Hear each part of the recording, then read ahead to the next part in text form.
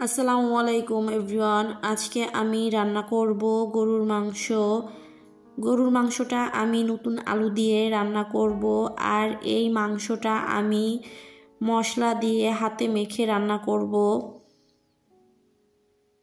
এখানে আমি 1 কেজি গরুর মাংস নিয়ে নিয়েছি। মাংসটা ধুয়ে আমি পানি ঝরিয়ে নিয়েছি। মাংসটা আমি যে পাতিলে রান্না করব ওখানে নিয়ে নিচ্ছি। মাংসের মধ্যে দিয়ে দিচ্ছি রসুন বাটা 1.5 টেবিল চামচ, আদা বাটা 2 টেবিল চামচ, দিয়ে দিচ্ছি জিরা বাটা 1.5 টেবিল চামচ, ধনিয়া গুঁড়া 1.5 টেবিল চামচ, 1 টেবিল চামচ হলুদের গুঁড়া, 1.5 টেবিল চামচ মরিচের গুঁড়া, দিয়ে দিব স্বাদ অনুযায়ী লবণ, দিয়ে দিচ্ছি পেঁয়াজ কুচি। আমি এখানে 1.5 কাপ পেঁয়াজ কুচি দিয়েছি। ঝালটা আপনারা আপনাদের প্রয়োজন অনুযায়ী দিবেন। এখন আমি এর মধ্যে দিয়ে দিব 2 টুকরো দারুচিনি। আমি এখানে 2টা তেজপাতা মাঝখান থেকে ছিঁড়ে দিয়ে দিব।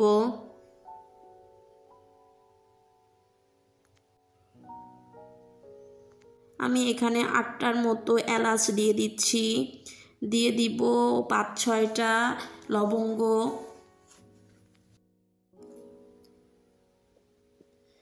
এখন এখানে আমি পরিমাণ মতন তেল দিয়ে নিব। দিয়ে দিচ্ছি 4টা গোটা শুকনা মরিচ।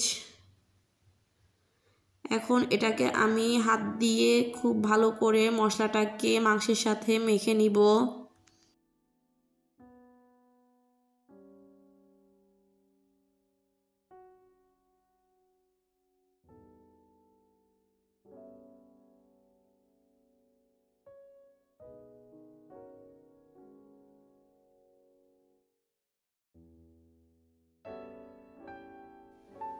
মশলাটাকে মাংসের সাথে ভালো করে মেখে নিয়ে আমি ঢাকনা দিয়ে ঢেকে অল্প আঁচে মাংসটাকে জাল করে নিব।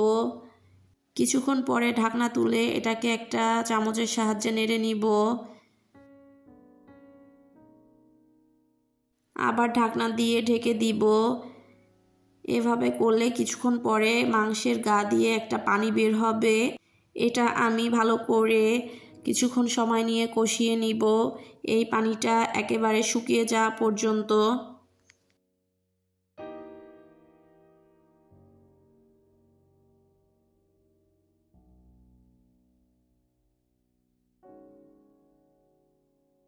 মাংসটাকে ভালো করে কষিয়ে নিয়ে যখন পানিটা শুকিয়ে যাবে তখন আমি এর মধ্যে দিয়ে দিব কিছুটা পরিমাণের গরম পানি।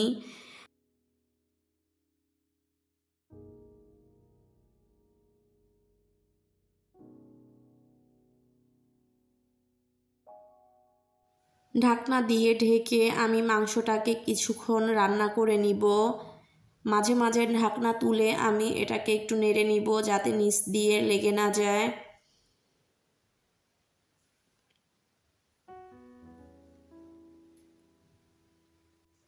মাংসটা যখন অনেকটা সিদ্ধ হয়ে আসবে এবং এর পানিটা শুকিয়ে যাবে তখন আমি এর মধ্যে দিয়ে দিব আগের থেকে কেটে ধুয়ে রাখা আলু।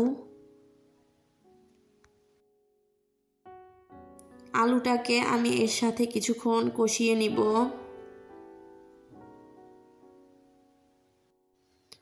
এখন আমি এর মধ্যে দিয়ে দিব আলু এবং মাংস সিদ্ধ হওয়ার জন্য পরিমাণ মতন গরম পানি। মাংসটা আমি আগের থেকে কিছুটা সিদ্ধ করে নিয়েছি। এখন আমি এটাকে একটা চামচের সাহায্যে নেড়ে ঢাকনা দিয়ে ঢেকে রান্না করে নিব।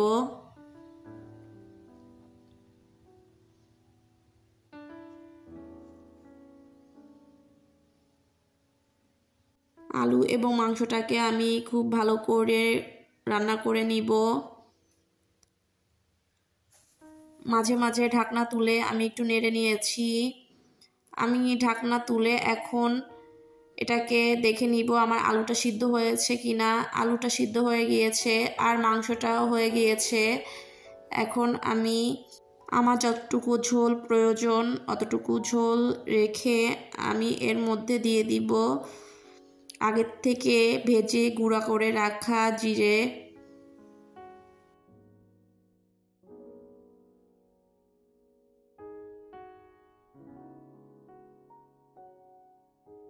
জিরা গুঁড়াটা দিয়ে আমি 2 মিনিটের মতন জাল করে নিয়েছি। রেডি হয়ে গেল নতুন আলু দিয়ে হাতে মাখা দারুণ স্বাদের গরুর মাংসের রেসিপি। আমার আজকের ভিডিওটি আপনাদের কাছে কেমন লেগেছে অবশ্যই কমেন্টে জানিয়ে যাবেন।